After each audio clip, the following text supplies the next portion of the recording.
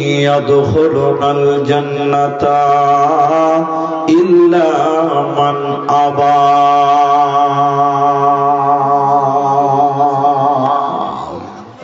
رب اشرح لي صدري ويسر لي أمري واحلل عقدة من لساني يفقهوا قولي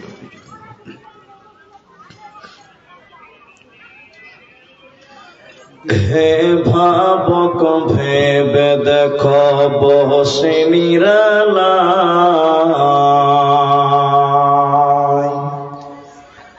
গজব কেন রে দুনিয়ায় শান্তি কেন নাই রে দুনিয়ায় হে ভাবক ভেবে দেখো বসে নিরালায় গজব কেন রে দুনিয়ায় শান্তি কেন নাই রে দুনিয়ায় খাঁটি ধার্মিক নাই তো দেশে মুসলিম চলে কাফের বেশে খাঁটি ধার্মিক নাই তো দেশে মুসলিম চলে কাফের বেশে কথাই কাজে ব্যবহারে বেদিন বোঝা যায় গজব কেন রে দুনিয়ায় শান্তি কেন নাই রে দুনিয়ায় হে ভাবক ভেবে দেখো বসে নিরালায় গজব কেন রে দুনিয়ায় শান্তি কেন নাই রে দুনিয়ায়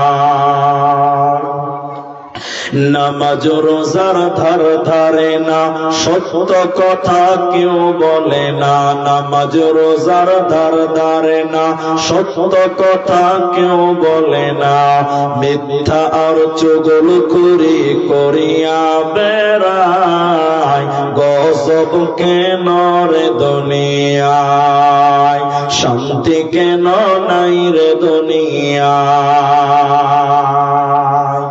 নিউ মার্কেটার গাউসিয়াতে যাচ্ছে নারী শতে শতে নিউ মার্কেটার গাউসিয়াতে যাচ্ছে নারী শতে শতে শরম ভরম উঠে গেল দেশের সব জায়গায় গজব কেন রে দুনিয়ায় শান্তি কেন নাই রে দুনিয়ায় চেয়ারম্যানিয়ার মেম্বরি তাও নিল কটেক নারী চেয়ারম্যানিয়ার মেম্বরি তাও নিল কটেক নারী পুরুষের মান সম্মান রহিল কোথায় গজব কেন রে দুনিয়ায় শান্তি কেন নাই রে দুনিয়ায়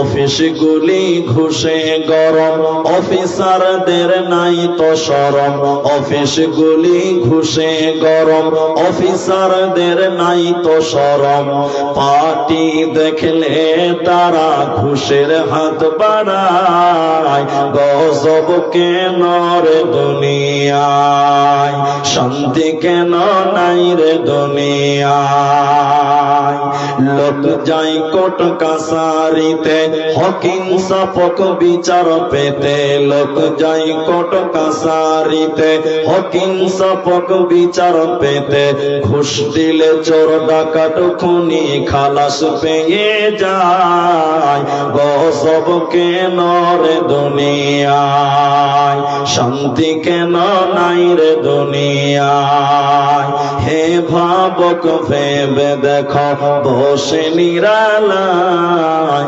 গজব কেন রে দুনিয়ায় শান্তি কেন নাই রে দুনিয়ায়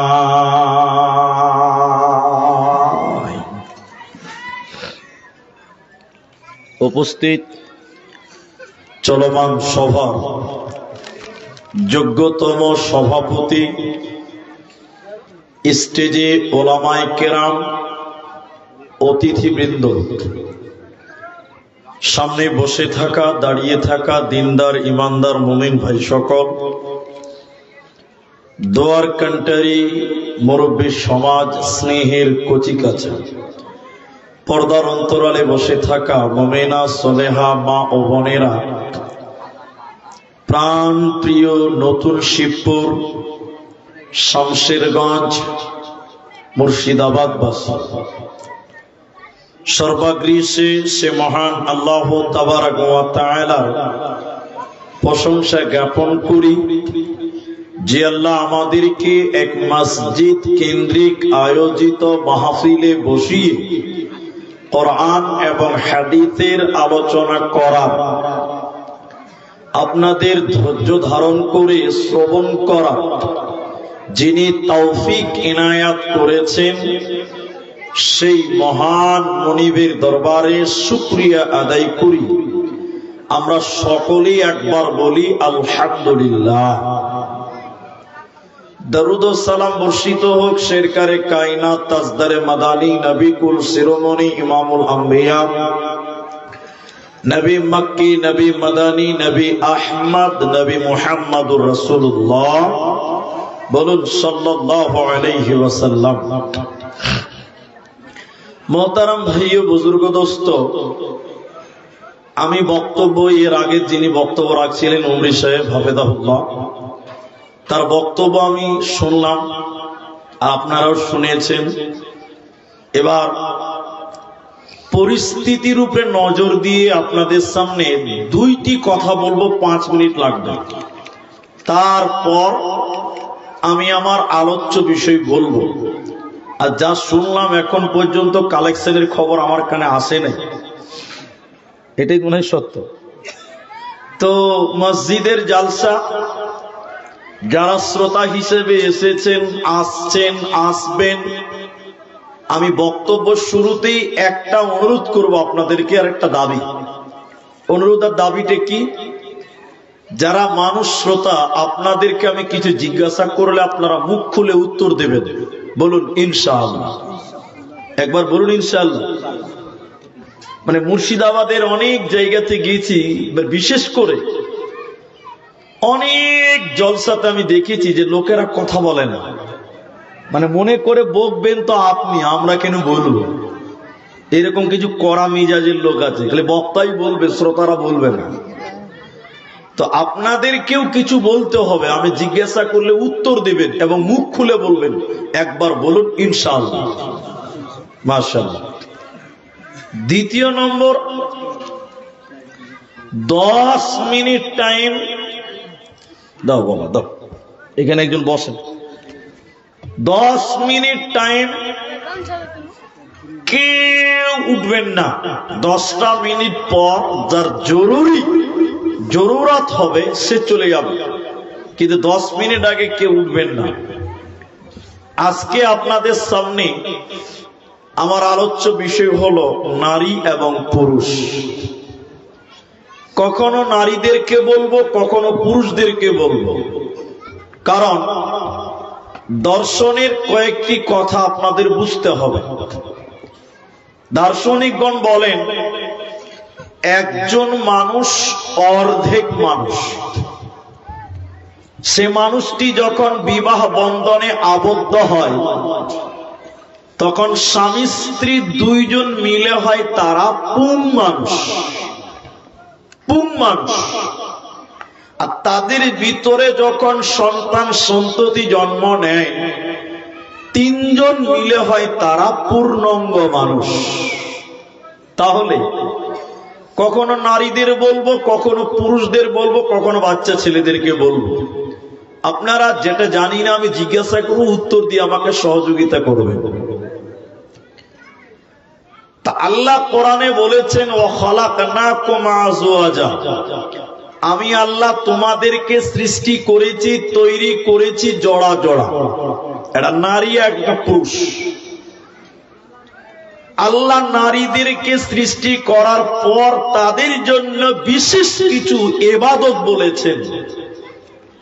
আল্লাহ পুরুষ জাতিকে সৃষ্টি করার পর পুরুষদের জন্য, যদিও সমাজের 90% মানুষেরা তা মানে না, এখন তৈরি হয়েছে যারা বলে নারী পুরুষের সমান অধিকার দিতে হবে। এই স্লোগান অনেকেই তুলেছে বা তুলছে, আপনারা শুনেছেন কিনা? হ্যাঁ না বলেন, শোনেননি? পৃথিবীতে কোন আলেম বলেনি যে নারী পুরুষের সমান অধিকার, বলেছে? না। পৃথিবীতে স্বয়ং নবীও বলেননি, আল্লাহ বলেননি। আর নারী পুরুষকে সমান অধিকার যদি দেওয়া হতো বা দেওয়া হয়, পুলিশেরা ডিউটি করে না? করে। সিভিক থাকে, পুলিশ থাকে, বড় বাবু মাইজকুল বাবু যারা আছে তারা থাকে, ডিউটি করে।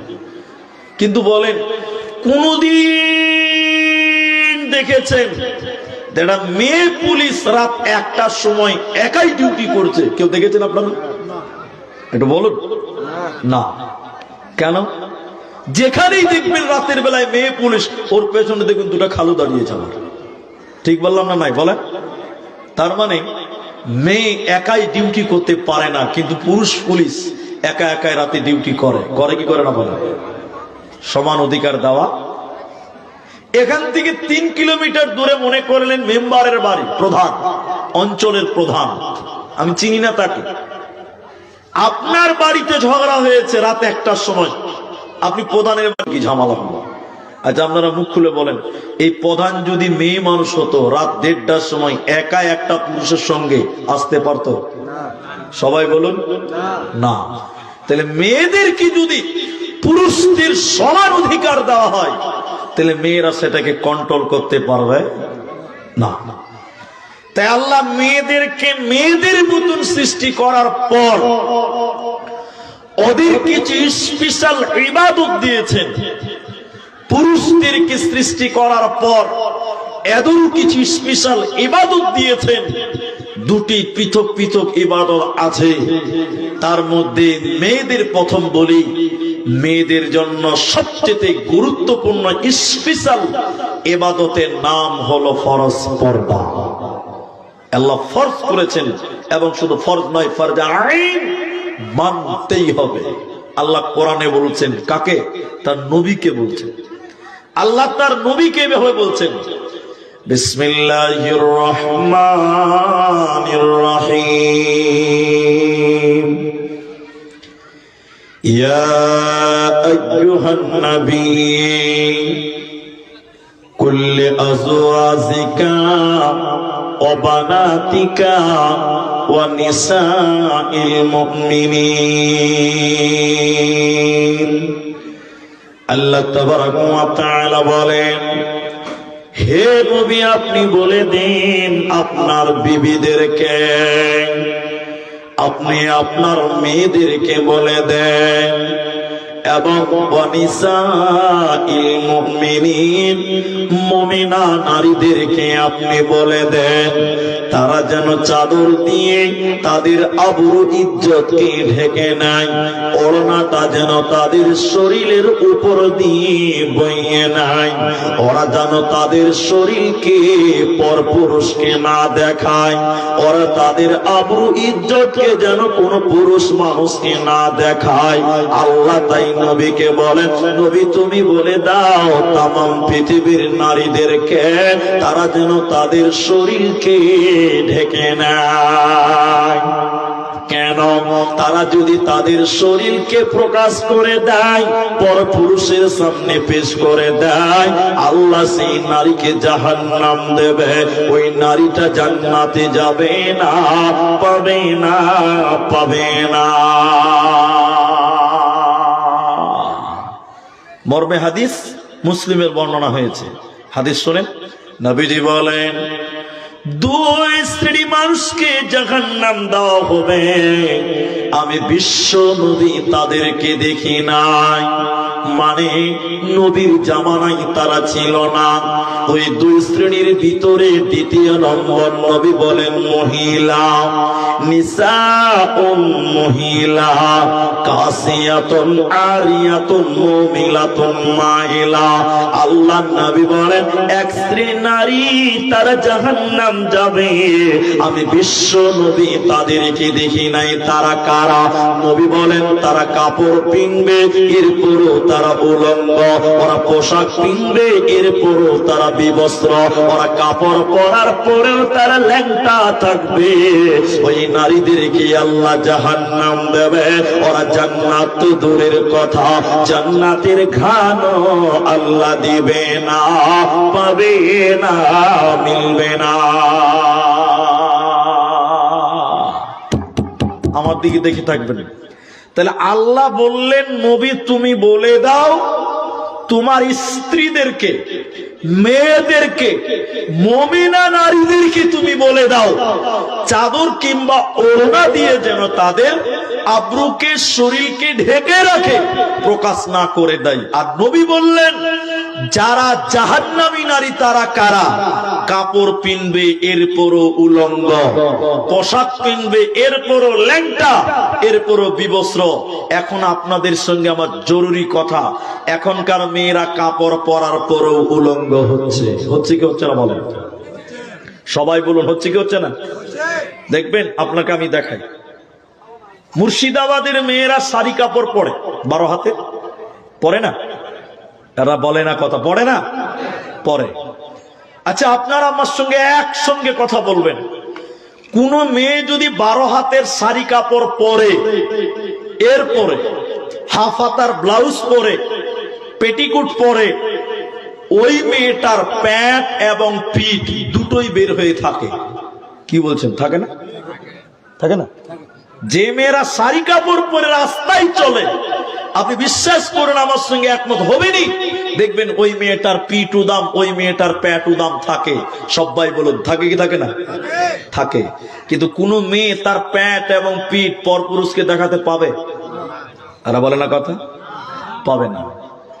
ওলামাদেরকে বলছি শুনেন, ওনাদের সাক্ষী রেখে বলি, কোন মেয়ে যদি প্যাট এবং পিঠ বের করে নামাজ কায়েম করে, ওই মেয়েটার নামাজ হবে না। কেন? সতর ঢাকেনি, প্যাট পিঠ ঢাকতে হবে, ঢাকেনি। তাহলে নবী বলেন জাহান্নামী নারী তারাই যারা কাপড় পরার পরেও উলঙ্গ। দেখেন আপনার মেয়েটার পিঠ বের হয়ে থাকে, আপনার স্ত্রীর প্যাট পাড়ার যুবকেরা দেখে, আপনার স্ত্রীর মাথার কাপড় পরে থাকে, মাথার চুল দেখতে পায়। তাই নবী বলেন তারা কাপড় পিনবে, এরপরও তারা উলঙ্গ। তার মানে তাদের শরীরে ওড়না থাকবে না, চাদর থাকবে না, পিঠ উদাম, পেট উদাম, পুরুষদেরকে আকর্ষণ করবে। ওরা জান্নাত তো দূরের কথা, ওরা জান্নাতের ঘ্রাণও আল্লাহ দেবে না, ওরা পাবে না। বলুন নাউজুবিল্লাহ। আমি এই হাদিসটা কোন এক জলসাতে বলেছিলাম, আমি জায়গার নামটা নাই বলি। মেয়েরা অপিন আমাকে জিজ্ঞাসা করলো স্টেজের বাঁ দিক থেকে, আমাকে বলছে হুজুর আজ থেকে শাড়ি কাপড় পিনবো না। কেন? বলে যে পোশাক পিনলে প্যাট বের হয়, পিঠ বের হয়, ওই পোশাকই পিনবো না। তাহলে কি পিনবেন? এই বোনেরা তোমরা কি পিনবে? বলেছে হুজুর ম্যাক্সি পরবো, নাইটি পরবো। ম্যাক্সি নাইটি বুঝতে পারেন তো আপনারা? বলে কেন? বলে ম্যাক্সি কিংবা নাইটি পরলে অন্তত পিঠ আর প্যাট বের হবে না। আমি বলেছিলাম ঠিক আছে তাই পড়েন, ঠিক আছে তাই পড়েন। চলে এসেছি জলসা করে, 1 বছর পর আবার দাওয়াত করেছি। দেওবন্দি মাসলাকের জলসা ছিল, জলসায় গেছি, মসজিদের জলসা। মসজিদের ইমামটা ছিলেন হাফেজ। হাফেজ সাহেব আমাকে বলছে হুজুর আপনার কথা শুনে আমার মেয়েরা, আমার গ্রামের মেয়েরা, অধিক মেয়েরা নাইটি পরে, ম্যাক্সি পরে। একদিক দিয়ে ভালো, কিন্তু আরেক দিক দিয়ে বুকে খুব দুঃখ লাগে। বলে দুঃখ কেন লাগবে? ওই যে মেয়েরা নাইটি পরে, ম্যাক্সি পরে, প্যাট এবং পিঠ ঢাকার জন্য, ওই মেয়েরা মাথায় কাপড় দেয় না। কোনো লাভ হবে? খালি বুঝেছে প্যাট ঢাকতে হবে, ও খালার মাথাটাও যে ঢাকতে হবে ওইটা বুঝে গেছে। জি ভাই, মাথায় কাপড় দেয় না। আচ্ছা এখনকার মেয়েরা দেখবেন অনেক মেয়েরা নাইটি পরে, পাড়া গ্রামের মেয়েরা, আপনাদের দিকে মেয়েরা পরে কি পরে না? দেখবেন তাদের মাথাতে ওড়না থাকে না, চাদর থাকে না, আছে না নাই? এরা কথা বলে না নাই? ম্যাক্সি পরে বেড়াই ঘুরে, শরীর থাকে ঢাকা, মেক্সি পরে বেড়াই করে শরীর থাকে ঢাকা, বলো দেখি ও বোনটি মাথা কেন ফাঁকা? আরো অনেক বোনটি বলেন আমি বড় সতী, পরপুরুষের মধ্যে কিনা বাড়ির রাখাল হতে। বলবো কি আর দুঃখের কথা, আপন কি বাপর, হিলে দুলে ঘুরছে বহু খুঁজছে যেন বর। বলবো কি আর দুঃখের কথা, বলতে নাহি যা, হঠাৎ শুনি বোনটি আমার একটা ছেলের মা। নাউজুবিল্লাহ বলেন, কি অবস্থা।